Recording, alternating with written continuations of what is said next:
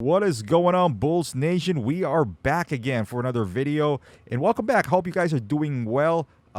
So this is exciting because we are back on the winning column, and not only that, we welcome the goat.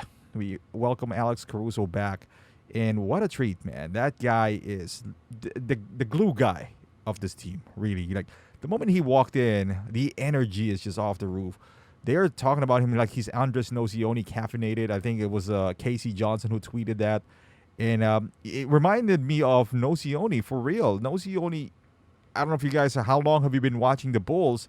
He's one of those tough guys that, I still feel we kind of need in our team. Somebody who would give hard fouls and all that. Not that Caruso does that, but Caruso just locks down the opposing player and the opposing team's best player.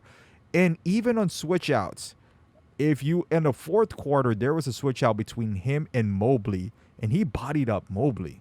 Mobley's trying to back him down because obviously he's a lot shorter than Evan Mobley, but he was backing him down. He wasn't afraid of contact. So that is the intensity that we need to see from the Bulls. It seems like when he's out there, or just his presence alone, the way he calls out plays, even on the sideline, he's pointing out defensive assignments.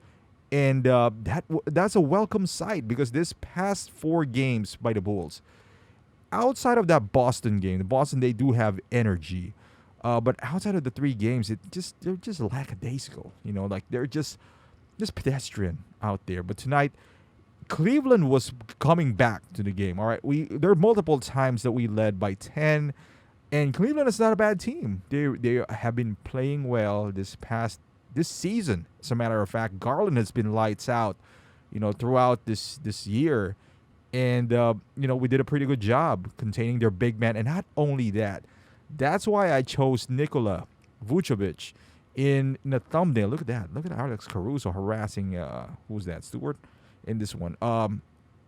Yeah, he did a pretty good game, especially with this towers that Cleveland does have with Jared Allen, Mobley, and even Kevin Love. And Markkanen is a 7-footer. We keep on forgetting that. He came from the Bulls.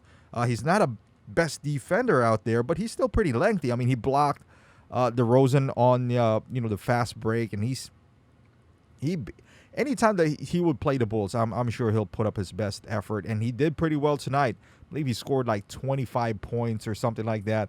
And but we came up with a win, and Vooch came up big this game as well. He scored a lot in the paint. That's one thing that I wish he would do more.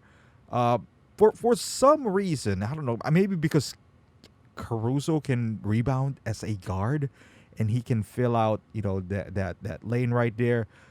For some reason, when somebody's rebounding else besides Vooch, I guess, I don't know, his energy is up, maybe because he doesn't have to spend too much energy blocking out, not only blocking out, but also getting the rebound. And I'm sure that is tough to do, being a big man in the league with no power forward, basically, to help you out. Not only just block out, but also rebound the ball.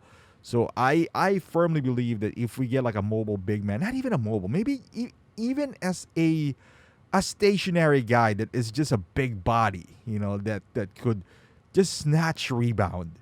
Man, I'm gonna make another video about that. But if we can just make one, because I feel like Vooch would be the key for us winning it all. I may be getting ahead of myself here, but I mean, we're number 1 seed, so it's not out of it's not out of this world to think that we might have a shot at the championship. So anything could happen. Look at what happened to Durant now. I mean, that could happen in the postseason. So let's enjoy this win. We have a tough one coming up, I believe, on Friday against Giannis, and we haven't seen Giannis this year at all. And I've been consistent throughout the year that the 2 teams that I'm afraid of is Giannis and the Bucks and Philadelphia, because just have a dominant big guy that I feel like no one can stop. I mean, don't get me wrong, DJ and Vooch and Javante has been holding the fort down inside the best they could, but they are not. Even McKinney, Alfonso McKinney in there. They have some size, 6'8", but now we're talking about the elites of the elites. We're talking about Giannis and Joel Embiid. Jokic, you can kind of get away with that. Jokic can kind of play in and out, and so is Embiid. But when Embiid wants to impose his will inside, especially Giannis, man, I'm pretty sure there's nothing we can do about it. Maybe double, triple team him.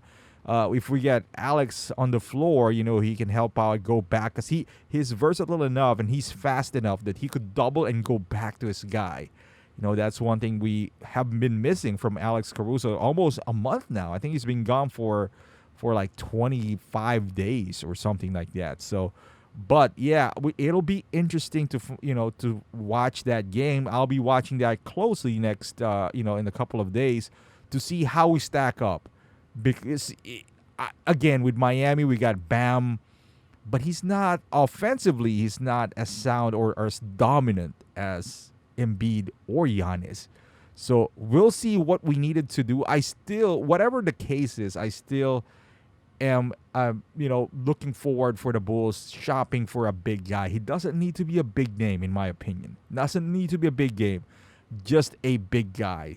Once again, thank you for watching, guys. So hopefully you like this video. If you do, give it a thumbs up. Subscribe to my channel if you haven't done so. If you're a Bulls fan, join me. We'll talk about the Bulls, this Bulls campaign this year, and it's very exciting. So thank you for watching, and I'll see you guys in the next one.